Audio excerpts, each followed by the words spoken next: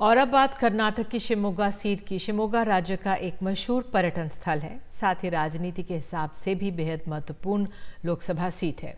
इस सीट से कर्नाटक के पूर्व मुख्यमंत्री BS येदियुरप्पा सांसद रह चुके हैं। 2019 में येदियुरप्पा के बेटे BY राघवेंद्र जीते। ये सीट बीजेपी का गढ़ मानी जाती है। इस बार यहां त्रिकोणीय मुकाबला होने की उम्मीद है। ये ग्राउंड रिपोर्ट देखते हैं।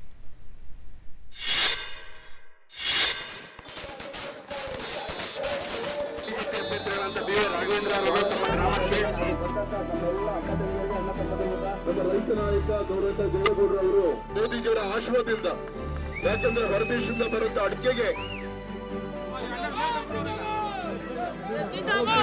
अपने निर्वाचन क्षेत्र के दूर दराज गांव येराहल्ली में प्रचार कर रहे BY राघवेंद्र चौथी बार सांसद बनने की कोशिश में हैं। वो ये सीट 2009 से जीत रहे हैं, जब तत्कालीन मुख्यमंत्री S बंगारप्पा को उन्होंने शिकस्त दी थी।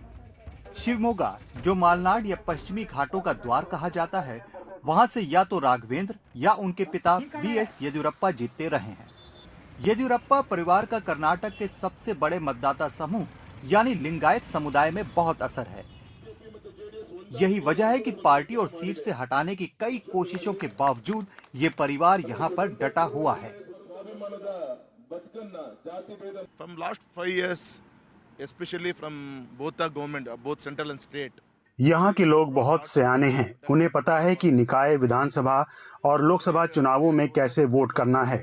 हमने शिवमोगा के लिए बहुत विकास कार्य किए हैं। Parliament, in the interest of Modi, in the interest of nation, 100% they will bless me in this election. ಭಾರತೀಯ ಜನತಾ ಪಕ್ಷಕ್ಕೆ ರೈತ ನಾಯಕ ದೇವೇಗೌಡರು ಅವರಿಗೆ ಕಾರ್ಯಕರ್ತರಿಗೆ ಬಂದಂತ ನಿಮಗೆ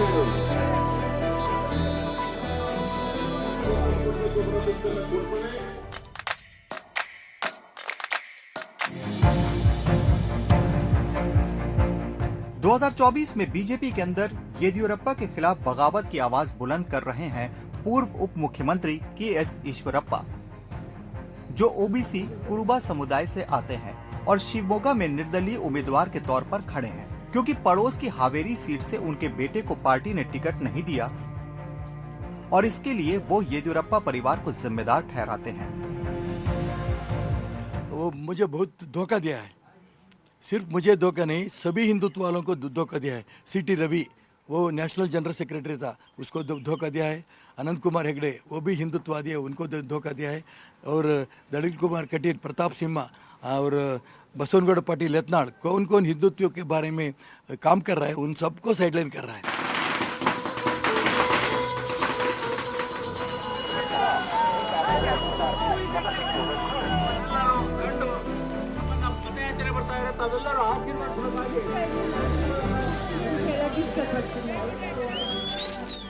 अगर ईश्वरप्पा बीजेपी को भीतर से चुनौती दे रहे हैं, तो येदियुरप्पा परिवार को ज्यादा बड़ी चुनौती बंगारप्पा परिवार से मिल रही है। कर्नाटक के कैबिनेट मंत्री और OBC ईडिगा नेता मधु बंगारप्पा पूर्व मुख्यमंत्री S बंगारप्पा के बेटे हैं, जिन्हें राघवेंद्र ने 2009 में हराया था। मधु 2018 और 19 में भी यहाँ से चुनाव लड़े और हार गए, लेकिन अब भी हार नहीं मानी है। 2024 में उन्होंने अपनी बहन गीता शिवराज कुमार को कांग्रेस से खड़ा किया है। गीता मशहूर कन्नड़ अभिनेता शिवराज कुमार की पत्नी और सुपरस्टार राजकुमार की बहू हैं। गीता 2014 में JDS की उम्मीदवार थीं, लेकिन हार गई थीं। अब मानती हैं कि कांग्रेस की हाल की कामयाबी से उनका परिवार अपना पुराना गढ़ हासिल करने में कामयाब होगा।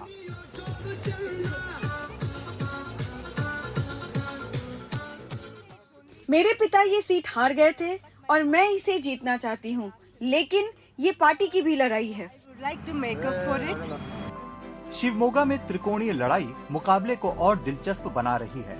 यहाँ जो भी फैसला होता है, वो येदियुरप्पा, ईश्वरप्पा और बंगारप्पा परिवारों का भविष्य तय करेगा। शिवमोगा से वीर राघव के साथ ब्यूरो रिपोर्ट, NDTV इंडिया।